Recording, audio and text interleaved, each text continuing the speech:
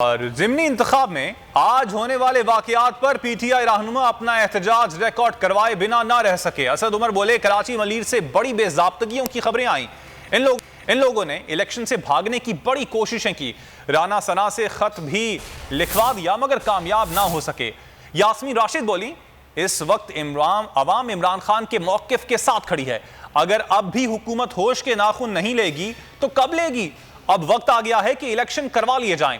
उमर अयूब बोले, हुकूमत को शिकस्त नजर आ रही है तो इन्होंने पुराने हथकंडे इस्तेमाल करना शुरू कर दिए हैं।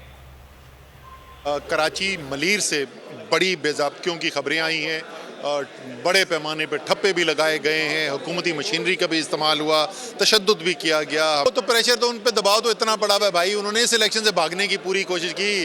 राना सनोल्ला से खत लिखवा दिया कि जी पुलिस वाले ख़त्म हो गए पाकिस्तान में, खुदा का वास्ता इलेक्शन ना करो। तो दबाव से तो उनके पहले इस्लामाबाद की आपने हालत नहीं देखी। मेरे ख्याल में जितना सरिया इस्लामाबाद में पड़ा हुआ है इतना तो इत्तेफाक बाउंड्री के अंदर नहीं होगा इस वक्त। ये खौफ की निशानी है, दबाव की निशानी है, तो मजीद बढ़ जाएगी उसके बाद, आज के रिजल्ट देखने के बाद। इस वक्त अवाम जो है वो इमरान खान के मौक़िफ़ के साथ खड़ी है। ये बात बताने के लिए कि हमें बिल्कुल एतमाद नहीं है इस हुकूमत के ऊपर। जो 7 सीटों पे खड़े हुए थे उसमें से 6 सीटों पे तो वो लीड कर रहे हैं, 7 पे वो बराबर हैं। अगर अब भी हुकूमत होश के नाखून न ले तो कब लेगी?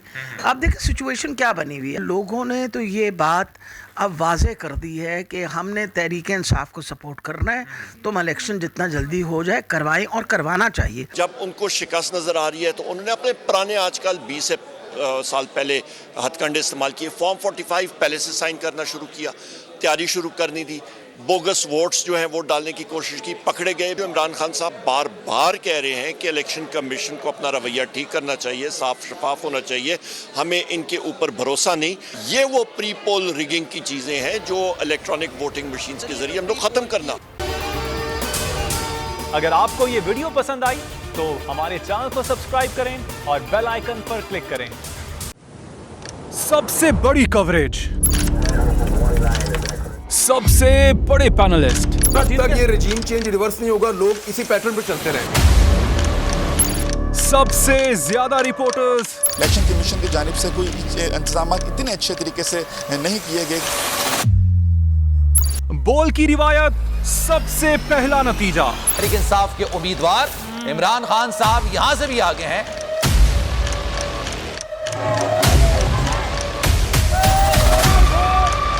लम्हा बा लम्हा इलेक्शन की खबर सिर्फ बोल पर।